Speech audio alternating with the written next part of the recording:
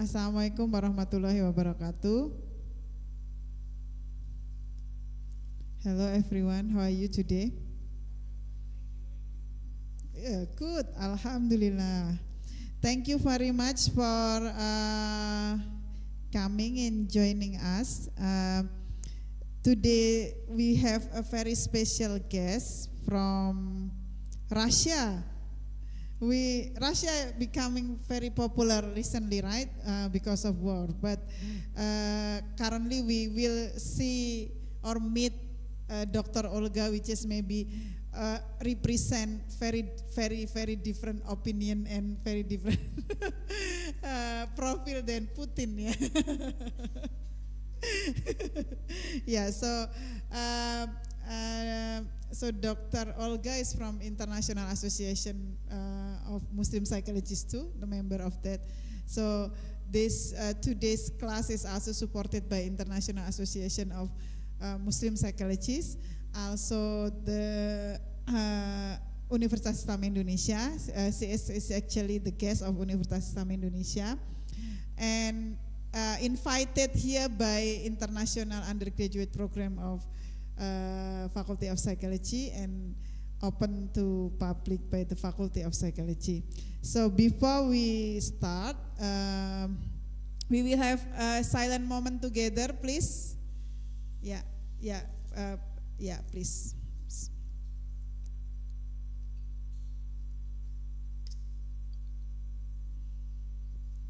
Thank you. And before we start, I would like to read a bit of the CV. So, Associate Professor Dr. Pavlova Olga Sergeyevna is an associate professor at the Department of Cross-Cultural Psychology and Psychological Problem of Multicultural Education, Moscow State University of Psychology and Education. She defended her PhD thesis in pedagogy on the topic formation of the communicative activity of preschooler with general speech underdevelopment at the Moscow State Pedagogical University in 1998. She received a certificate of associate professor in the Department of Social Psychology in 2008. In 2020, she graduated from the Russian Islamic Institute, Kazan, in Islamic Theology and defended her master thesis on the topic psychological aspect of Islamic theology, theory and practice. That's maybe something new for us, yeah, a doctor. Take another study, master study in another field. That's something common in abroad. She completed a foreign internship in the Kingdom Morocco and the Abdul Malik Asadi University in the Faculty of Theology at the program Arabic Language and Moroccan Culture in 2016. She worked as Vice Rector and Dean of the Socio-Psychological Faculty of the Moscow Open Social Academy. Since 2017, she has been the head of the Association for Psychological Assistance to Muslims, created on her initiative. Association for Psychological Assistance to Muslims.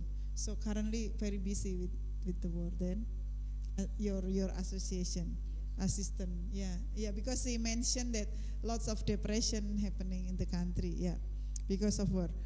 Of course, war is always having two side, things. And then she is also member of the International Association of Islamic Psychology, which is the president is Pak Bagus Riono. International Association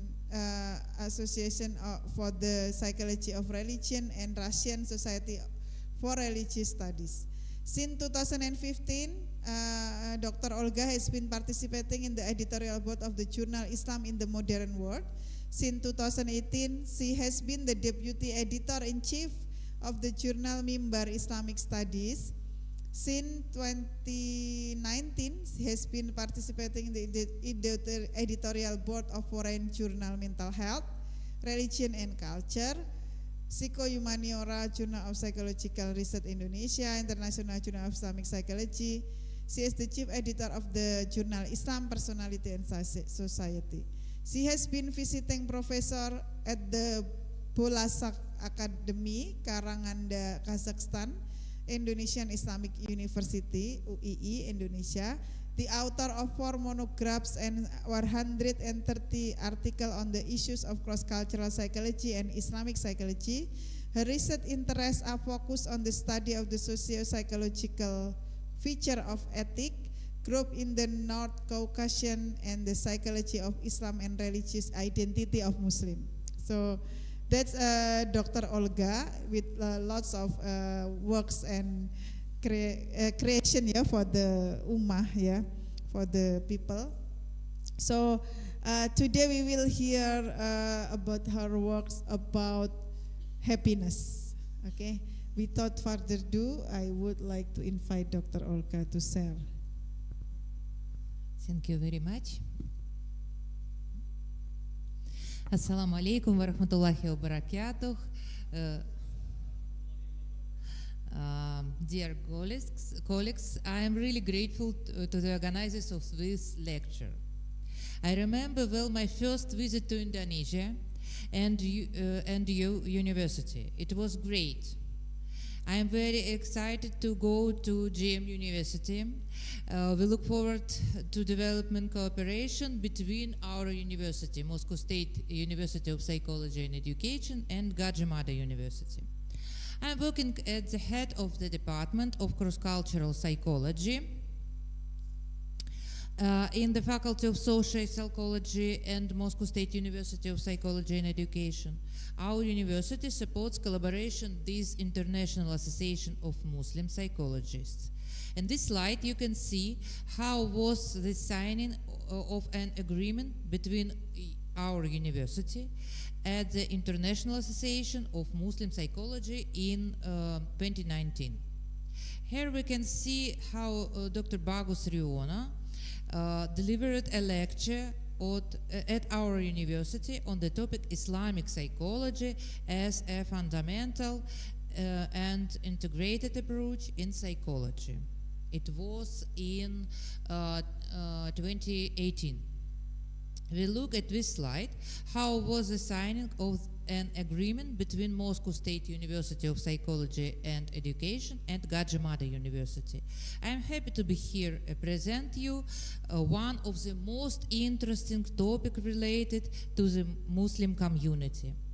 My presentation is devoted to happiness in general and happiness and Islam in particular. One of the indicators of a good life is the feeling of being happy that a person can experience. So, so today we will look upon this issue. Now I want to go on to content of my presentation. What is happiness? I have divided my presentation into a few sections. I will start the speculation on that happiness is and present two different approaches to happiness. When we look at happiness through cultural values and discuss psychological health and well-being in terms of Islam. In next part of the presentation, I will outline the ideas of Islamic scholars about social predictors of happiness. And finally, we will finish this akhlaq is a key to happiness in the individual and social context. I'll be happy to answer any questions you have at the end of my presentation. So, let's start by defining happiness. It is obvious that understanding of happiness is specific in each area of studies and is related to social specifics and values and the level of life in a country. Since 2012, experts of Earth University, of the Columbian University, have been measuring the level of happiness and ranking countries by happiness level. On the slide, you can see the criteria of happiness and the ranking of Muslim countries according to the level of happiness of the population. As you can see, countries' corruption level was included. What is interesting is that all the criteria are more external than internal. They did not include any kind of psychological aspects. However, indirect indicators of happiness in this research can be considered personal and are related to the level of trust, goodness, and generosity. Now, I would like you to look at the map of happiness countries in the world in 2021. As you can see on the map, people feel happy not only in stable, highly developed countries, but also in countries with low life standards. Which means that the feeling of happiness does not always depend on the economic situation. So experts can draw a conclusion that there are other factors that contribute to happiness. How to be happier? Different countries deal with the issues of happiness in different ways. For example, Bhutan, Venezuela, and United Arab Emirates have established ministries of happiness. In the United Arab Emirates, the Ministry of Happiness is headed by a young woman, aged 23. Probably you know, but there is the International Day of Happiness, which is celebrated on the 20th of March. Also, a new direction is being developed in economics named the economy of happiness. Economy helps to create conditions for the population to be happier. Economists calculate various indices of happy life, happy planet, growth, national happiness, which allows to regard happiness from different perspectives.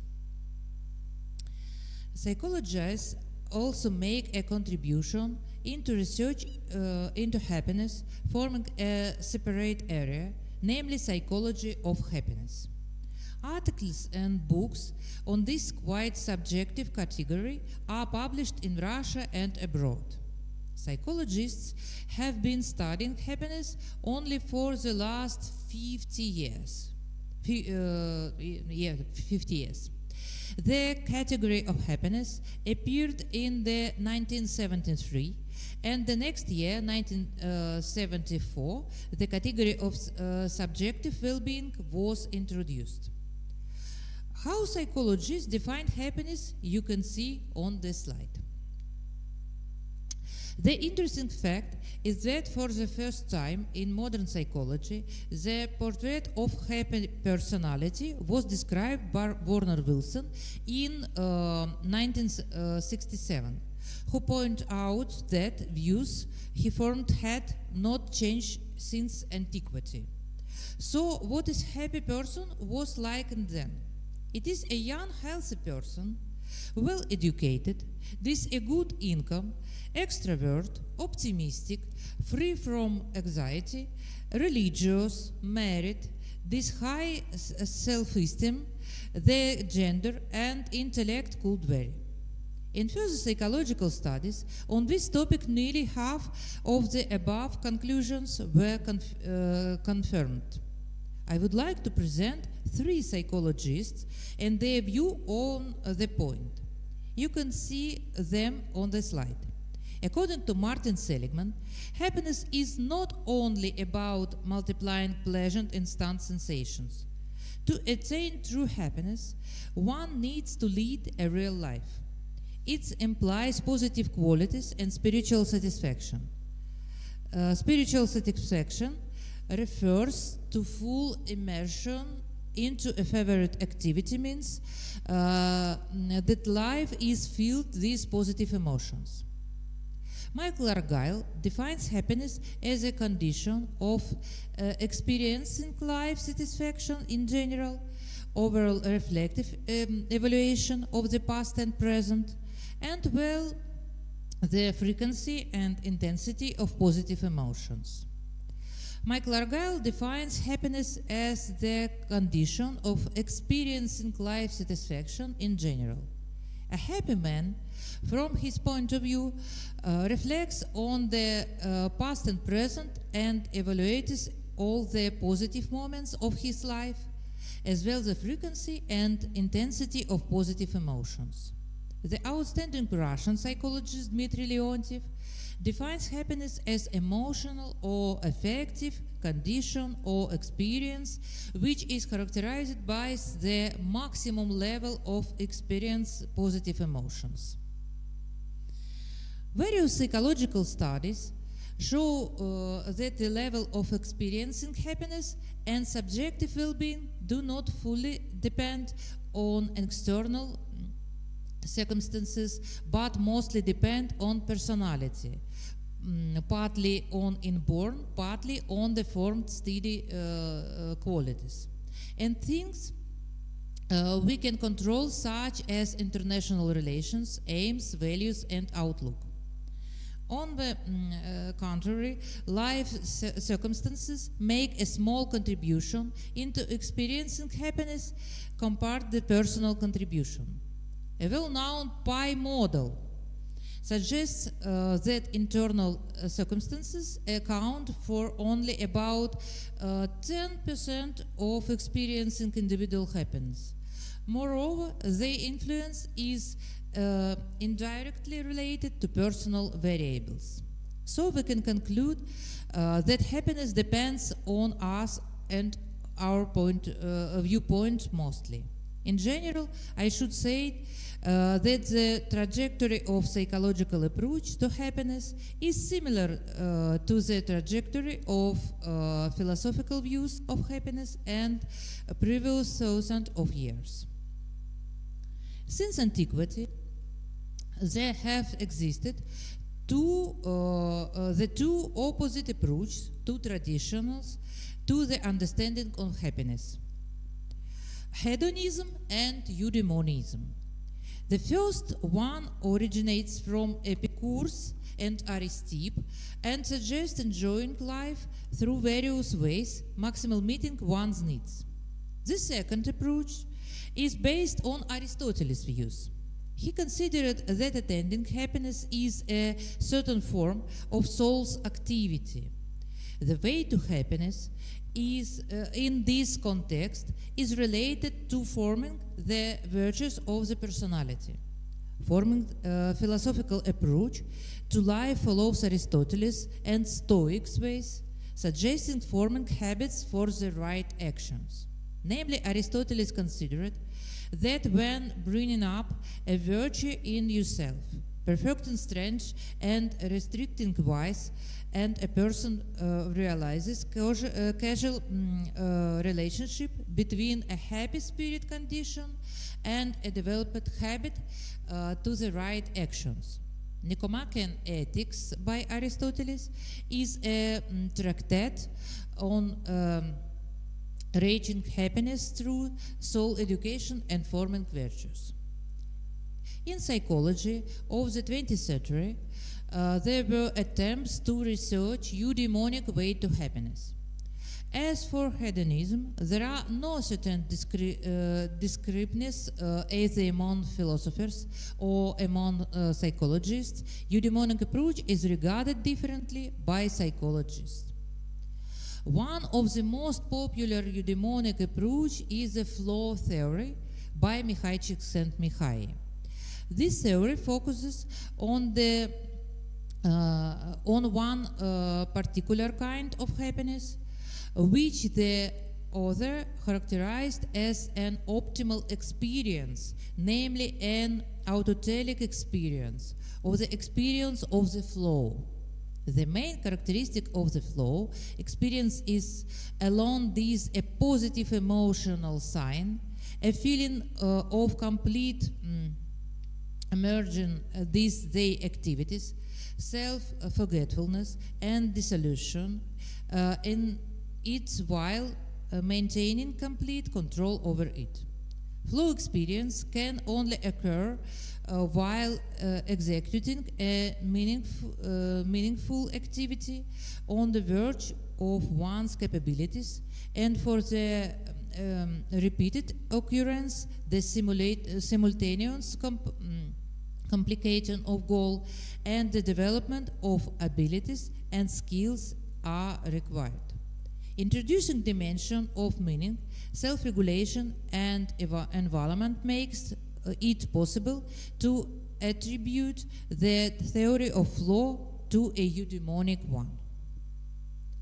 The word eudaimonia derives from the ancient Greek root daimon, which means internal force. The idea of this notion is that people live in accordance with their true self. Waterman wrote the eudaimonia takes place when life and activities of a person do not only cause positive emotions, but is consistent with his deepest values and supposes full inclusion and environment. Daimon, according to Waterman, is an inner ideal of perfection, the true essence this which a person checks his actions to express and realize himself, and eudaimonia is a life during which a person does not only gets pleasure, but also realize his true self. Eudaimonism suggests a long-term strategy for maximizing the benefit that may not be optimal for optimism and now satisfaction, but will ultimately bring a greater sense of sustainable happiness. We can say that hedonism and eudaimonism, considered happiness as the highest good, differ in understanding what the highest good is. The first one reduces to a balance of positive and negative emotions, and the second, without denying this balance, introduce additional dimensions related to virtue, activity, conformity to the true self. At the core of the true self of a Muslim life fitra, that is belief in the existence of Creator. Realizing our fitra should be the goal of every Muslim. Moving on the ideas of hedonism in Muslim society, we should mention that Muslim society refers to the collectivist culture. Psychologists draw our attention to the fact that in collectivist cultures, one of the main aspects of happiness is collectivistic meaning of life. And harmony, the main elements of the harmony between a person and society, is considered to be fundamental for mental well-being of people. Michael Argyle points out that collectivist cultures are characterized by the assessment of life satisfaction, not only disregard to personal happiness, but also to the well-being of the group. Martin Seligman writes about the same. Life becomes meaningful when they feel as a part of the something big, and the bigger the whole, the deeper the meaning of our life is feeling this. What happens to hedonism in Muslim countries? In our studies, where the values of Muslim people of the Northern Caucasus in Russia were researched according to Shalom Schwartz, self-indulgence hedonism became one of the least preferred values you can see on this table. How you can see on this table, the value on conformity is one of the first places. This means that for Muslim, it is desirable and preferable to have agreed attitudes, opinions, perception, behaviors in accordance with those that dominate in a given society or a given social group. It also testifies to the high value of collectivism, especially at the level of normative ideals. according to Shalom Schwartz. As psychologists often explain happiness through the parameters of psychological well-being, then it is necessary to turn to the ideas of Islam about happiness and psychological well-being. According to World Health Organization, health is state of complete physical, mental, and social well-being, not just the absence of illness or infirmity. Accordingly, a healthy person must have spiritual health and social well-being. In Islam, there is a concept of al-afia, well-being, health, feeling good, vitality. This concept from Islam quite correlates with positive psychology, that is positive psychology of a Muslim. Trust well-being of a Muslim includes physical, psychological, and social aspects, as well as spiritual well-being. What does the eudaimonic path to happiness look like in the Islamic tradition? An outstanding Muslim scholar, who is rightly called the first Muslim psychotherapist, Abu Yusuf Ishaq al-Kindi, said, "We should strive to make us happy and protect ourselves from becoming unhappy." The founder of Falsafa outlined some habits that help protect a Muslim against harm and troubles in his 10 psychotherapy tips. For example, Al-Kindi recommends avoiding actions that lead to disappointment. To be happy, we have to remember that all sorrows are temporary and sadness disappears this time. However, grief and unpleasant things are essential in the world and a person cannot escape them. It is better not to harm yourself this jealousy and other negative feeling. Among these are useful recommendations, such as advice not to do things that make us sad, and treat various negative phenomena in our life as temporary and transitory. They must also relate to the benefits as of return to us by our Creator. Thus, in the medieval tractate of the Muslim scholar, we see recommendations for the formation of virtue that will help keep your mental psychological state favorable, which will enable us to feel happy. Al-Kindi draws our attention to the fact that the correction of the soul and its healing from diseases is more necessary than the correction of our bodies.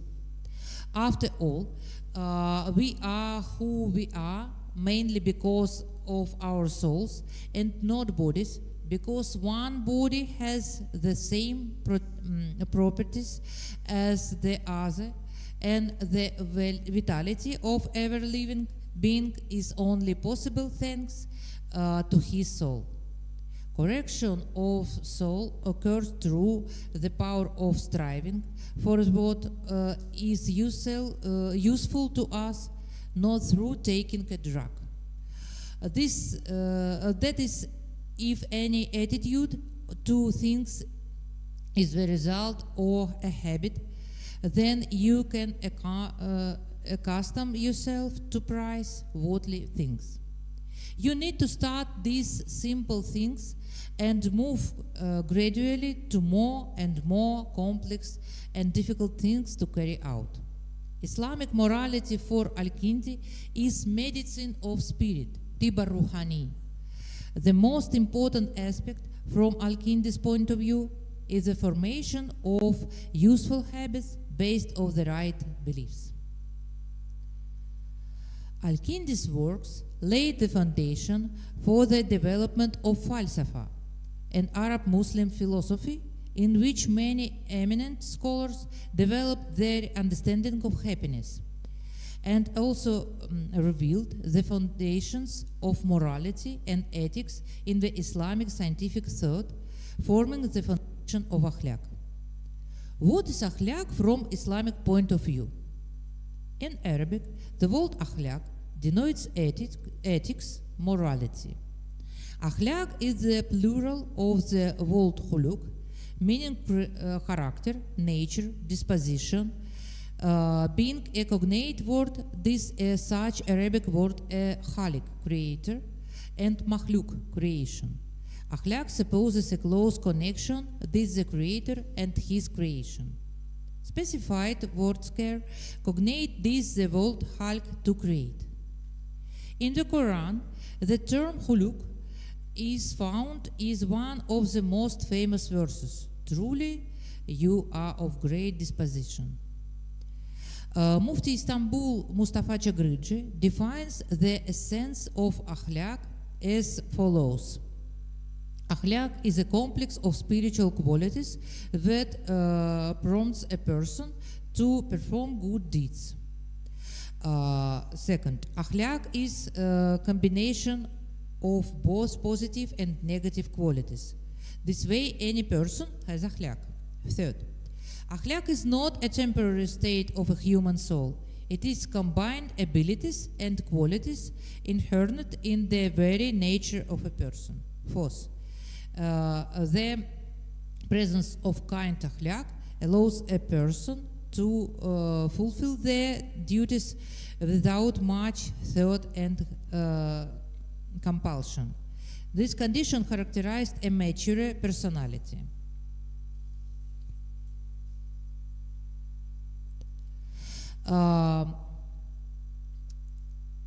Falsafa works design a harmonious society that only harmonious individuals can build. For example, it is a virtuous city by Al-Farabi, spiritual city by Ikhwan as-Safa, a fair city by Ibn Sina, perfect city by Ibn Bajjah, the virtuous city by Ibn Rushd. In all these writings, the eudaimonic view on the attainment of happiness is considered. The path of attaining happiness through morality and spiritual development, improvement of mind and speech develop of its abilities. Many verses of the Quran indicate to us negative emotion and other problems cannot destroy the true believer's stability. The idea that our thought, beliefs, and our behavior play an important role in influencing our emotion is a very common idea of the Quran and Islamic spirituals. Indeed, the model of cognitive behavior for Muslims is more than 1,400 years old. Many verses of Quran imply that belief in God, our good thought and belief, and God deeds, our good behavior, can deeply affect our emotion and can eliminate most of human fears and sorrows. From the Quran directly we learn that virtue, which is considered as following all the norm of Muslim ethics and the direct path to happiness. Muslim ethics divide virtues into 4 groups. Muslim ethics is the study of how a person should act, what we should do.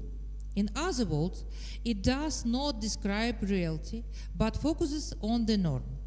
At the same time, an act amal becomes the key concept of Muslim ethics, because it is the process that connects to external and the internal. To define the internal, 2 Arabic concepts are used. First, niyya, or intention. Secondly, hal, or state of the soul, as well as hul or huluk, warehouse of souls, temper. These 2 concepts represent 2 sections of Muslim ethic, individual and social. The goal of Islamic ethic is to improve humanity in moral and social relations, and to achieve this goal, ethic actively uses the methods of psychology, pedagogy, and sociology. Values are closely linked with ethics. That is a set of norms and assessments accepted by a person that express the meaning of his being and regulate his behavior. What is the relation between ethics and psychology?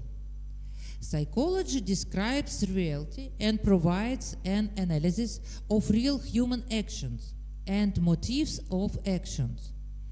It also gives an understanding of how to correct those actions that cause problems and suffering to yourself and others. Just as ethics addresses an individual and society, psychology, this its foundation sections of personality, psychology and social psychology addresses harmonization of a person's relationship with himself and others. How is ethics related to psychology? Both of these areas have one subject, person's state of the soul and his actions. Both areas investigate deviations of spiritual development of a person and in his actions. The connection between ethics and psychology is inseparable. Ethics teach us what a person should be, and psychology teaches us how to achieve this.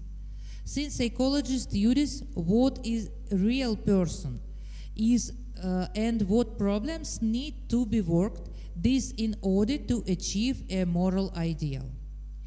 Without using psychology, knowledge ethics will confine itself only to teaching and will not to be able to achieve the goal of educating a moral personality. That means ethics is perspective and psychology is explanatory. The theoretical part of Muslim ethics is closely linked with the Islamic law, philosophy, and axiology, the doctrine of values, and practically is linked with psychology and pedagogy. As you could see, happiness is the category which initially was studied by philosophers both in antiquity and Arab Muslim philosophy. Happiness is a psychological concept, has been studied for roughly 50 years old. And psychologists are making conclusions similar to those which philosophers have made. Psychological health of a person is based on a healthy rational system of values. The basis of healthy rational system of values is ethics and morality. So we have come to conclusions, and let me summarize the main ideas of my presentation. The concept of happiness and its perception has its own specifics in different cultures.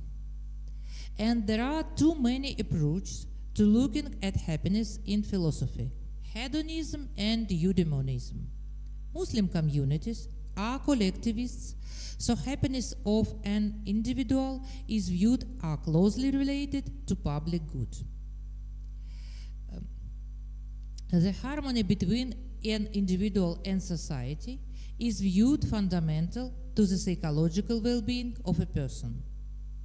Concept happiness among Muslims is directly related to their religious values and worldview, as well as to the peculiarities of ethnic cultures. For a Muslim, the path to happiness is associated with improving his character and the formation of moral values and behavior. Modern psychology and psychotherapy develop ideas about moral psychology and ways of its formation as the basis of psychological well-being of a personality. Thank you for your attention. I would like to be glad to answer your questions. Thank you.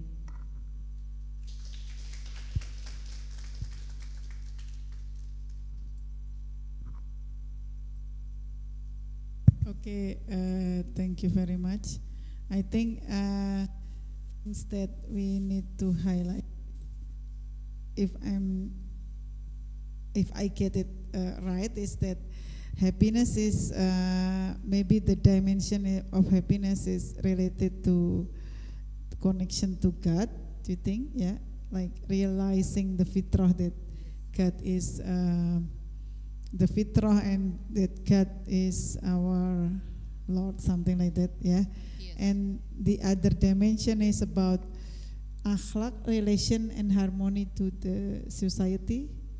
Yes, yeah. Harmony harmony between personal and society. Personal and society. So that include akhlak, morality, something like that. Any other things? Yes. Yes. Yeah.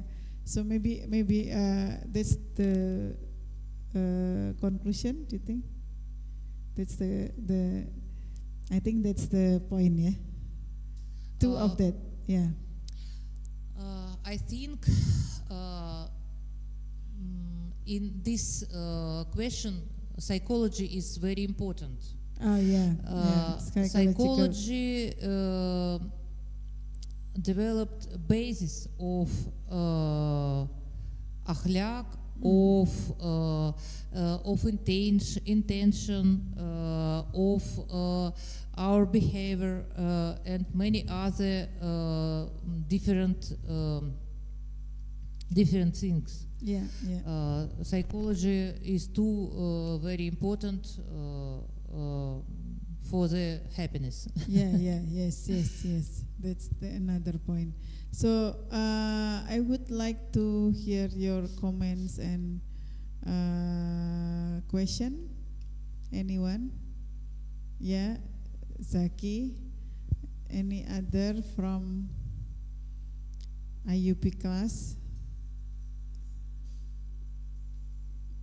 Yeah, Zaki first.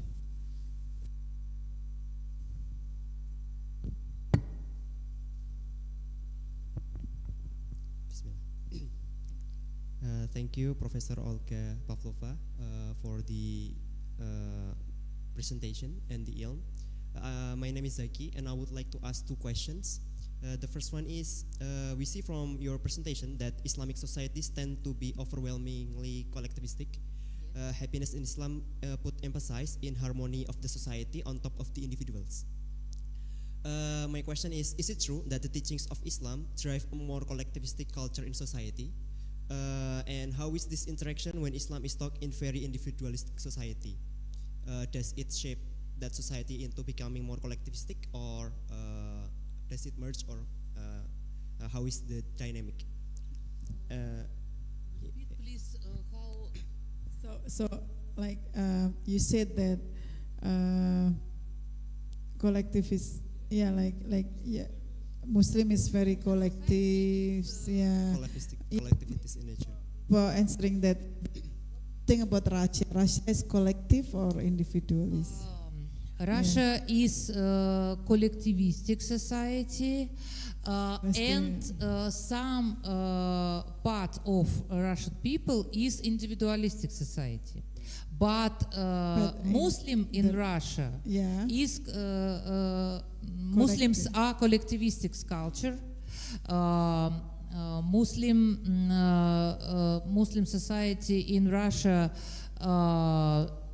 in North Caucasus, Tatarstan, Bashkortostan, are the collectivistic groups. So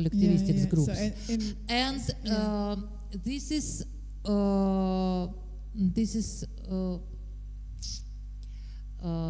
impossible conflict between Muslim and no-Muslim society, individualistic culture and collectivistic culture. Yes. So Impossible. In nature, Russia as a country is individualistic. No. Ideology of country, ideology of Russia is collectivistic culture. It's But collectivistic. people who live in Russia, megapolis, yeah. big city, is individualists. Okay. Yes. So yes. in Europe, some country have a nature collective, like Italy. in Europe, Russia. Yeah. in Europe, same.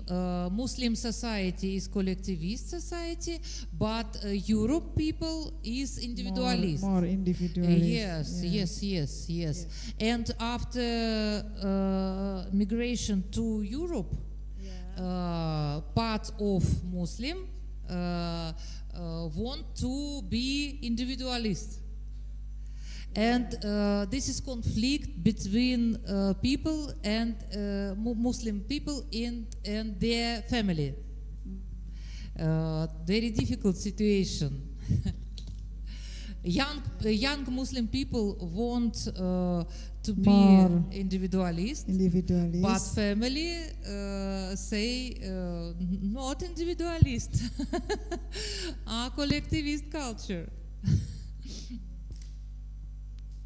So would you say that Islamic teachings in itself drive a more collectivistic nature in society? Would you say that the teachings of Islam more collectivistic? It's very interesting questions. In Islam, personal is individualist, but very important society too. I think in Islam must be harmony between person and society. But very often in Muslim society, collectivist values is more important than individual values. It is very difficult for some Muslim. I would like to ask a second question, please. Thank you. Thank you. Very interesting questions. Yeah, thank you for the answer too. My second question would be, how important is being happy in Islam? How does Islam place happiness and the concept of afiyah? Is it the ultimate goal of deen to lead a happy life, or is it a byproduct of embracing deen that we attain happiness and afiyah?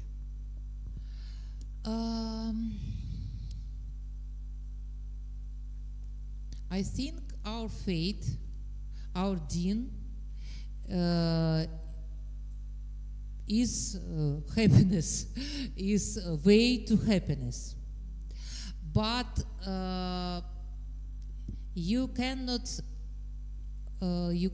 understand this.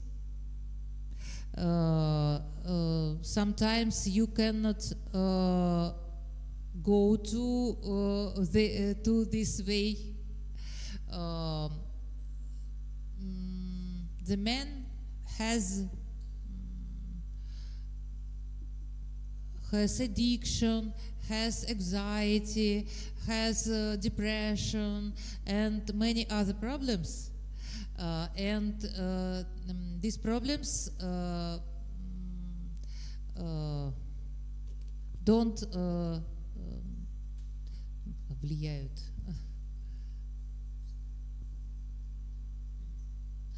These problems does difficult for way to Islam. I think. I don't know. Maybe. Okay. Thank you very much for the answers. Thank you. Yeah. Okay. Any other question? Yes.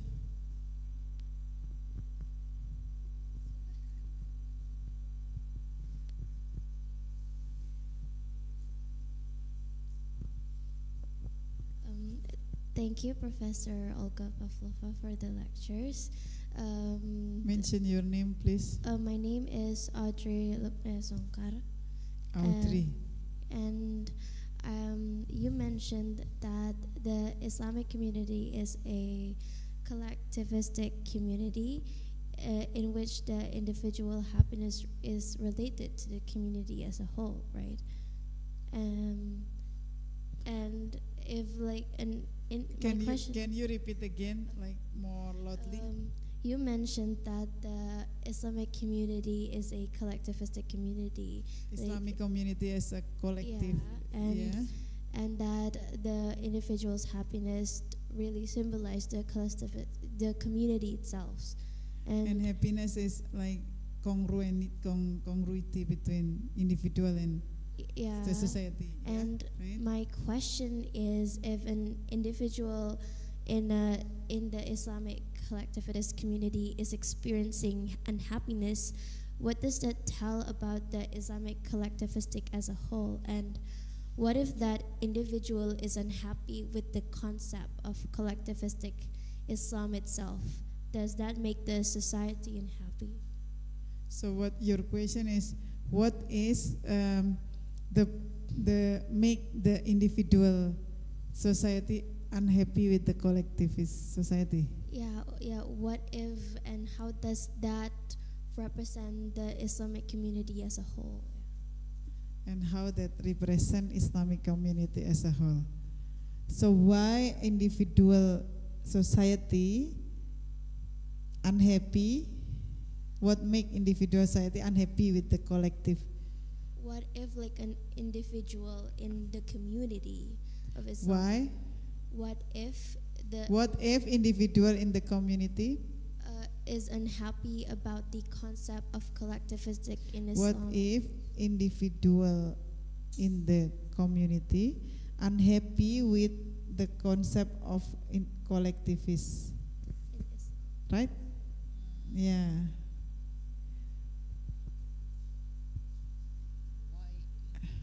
How if the individual in the society not happy with the concept of collectivist? Right? You mean like if someone doesn't really like the concept of connection with other people, Yeah. something like that? Yeah, and how does that represent the Islam community as a whole? Yeah, so like maybe in the society there is someone that not doesn't like to connect to people or something like that. So they more individual. I will try. Yeah. I think individual personals and collectivist personals have different values. And if individual personals live in collectivist society, his values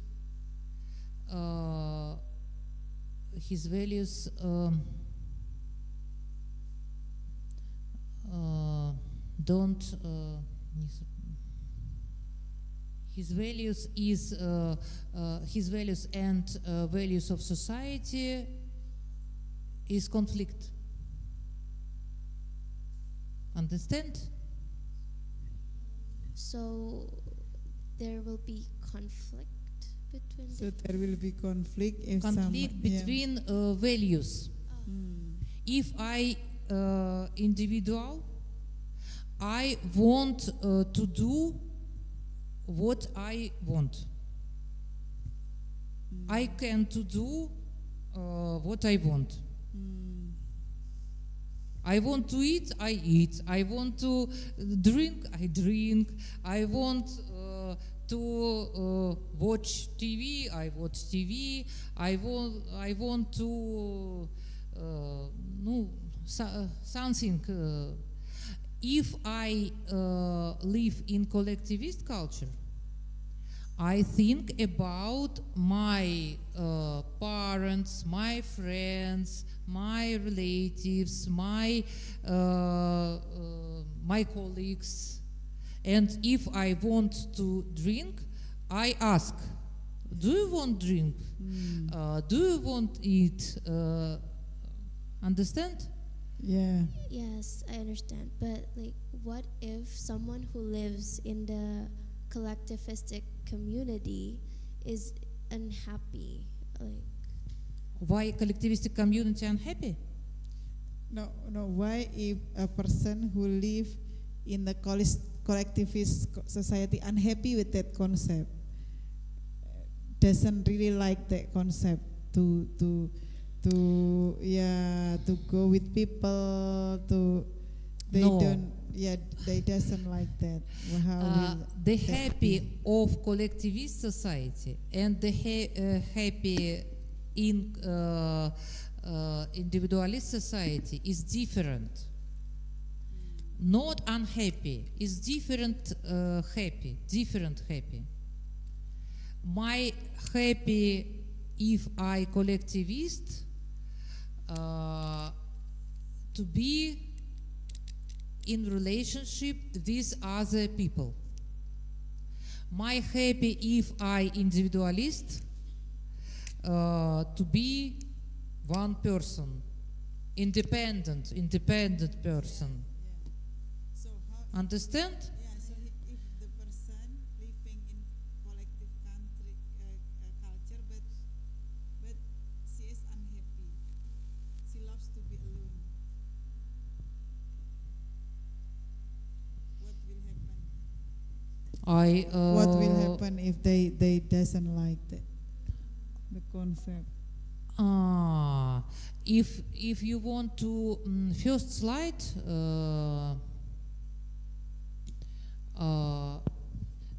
Different Muslim culture countries in the different position and in this level happiness. I don't think what is collectivist culture unhappy. You think collectivist culture is unhappy? No, what I meant was like if someone as an individual isn't happy but lives in the collectivistic community, what does that make the collectivistic community as a whole, and how does that person lives with that concept? Maybe I didn't understand these questions. What do you want to say? Audrey? It's like when someone who is like unhappy, like not as like unhappy about the situations, but unhappy as a person, but like, and that person lives in the collectivist society. What does that say about the collective society as a whole? You know, like, Yeah. What say about collectivist society? Yeah. So the person unhappy with that. Maybe Mbak Zahra can paraphrase.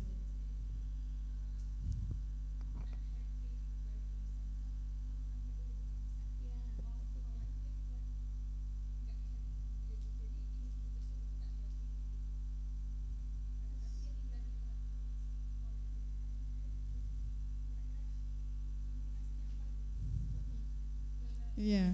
So it's there is conflict between that individual and society, because she want to be alone while the society is collective. So what is the impact of that? Do you think what will happen? Will that person become getting mental illness or something? Yeah. To be happy is very difficult for people in individual culture and collectivist culture. Is difficult. Happiness is a moment of our life, but if we develop akhlaq, if we develop our behavior, our iman, I hope we will be happy. I hope I don't know. you. But happy is be happy is very difficult.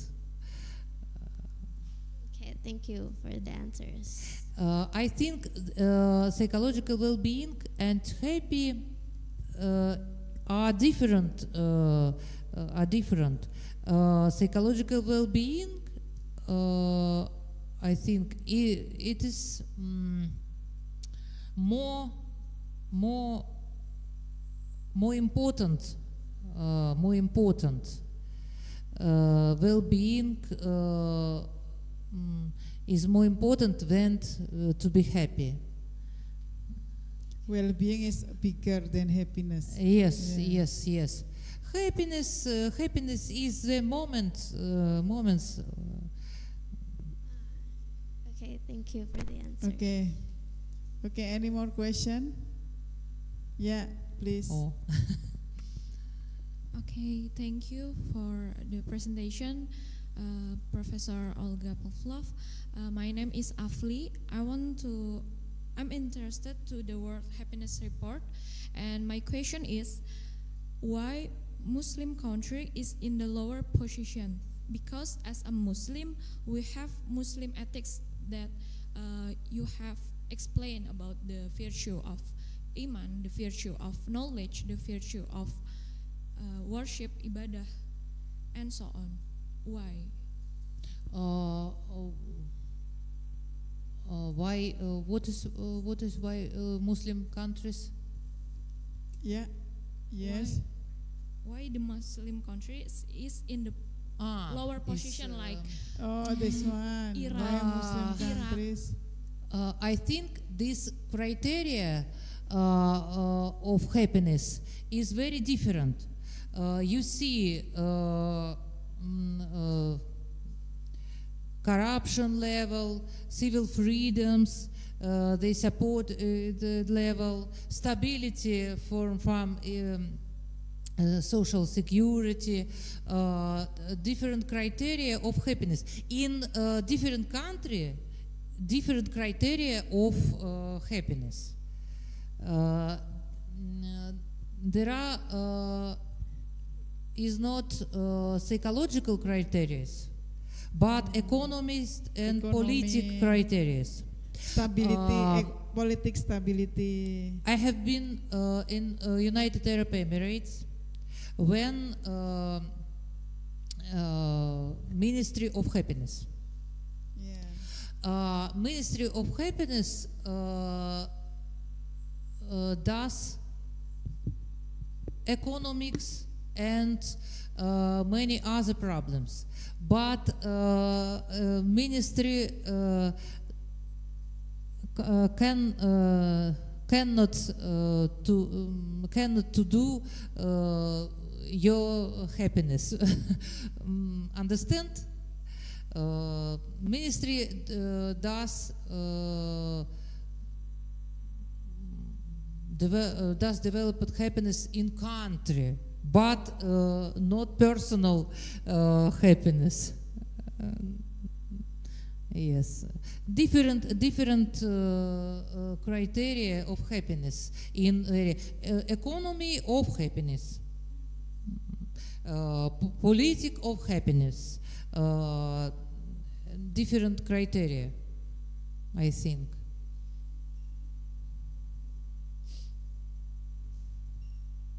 Oh, Dr. Bagus. Okay, maybe one more question before we. One more question. Yeah, Andri. Okay. My name is Andri. First of all, I would like to thank Professor Olga for the lectures about Islam and happiness. First of all, I would like to say that I agree that eudaimonia, from the Aristotle's time, really resonates with Islamic principles, because Islamic philosophers in the medieval times also use Aristotle's work as their basis for their philosophical principles. What but I'm still trying to understand about the research that you showed about hedonism in Islam. Could you please explain again about the hedonism in Muslim? If you see on this table, Yeah. you can see hedonism and last level in Muslim people. Yes. Hedonism, I think, is not very popular value in collectivist culture. Maybe for the person, hedonism is important, but in collectivist culture, hedonism is not very important, and Muslim people will be eudaimonic, collectivistic, I think. Okay, I think I understand now, because what I thought was the 10th rank is still a high level. Like this is only the top 10, I thought. This rank of the end. Okay. Not I thought first. it's top 10. No, not first. End rank. Okay, I see. Yes. Can I ask one more question, Professor? Okay.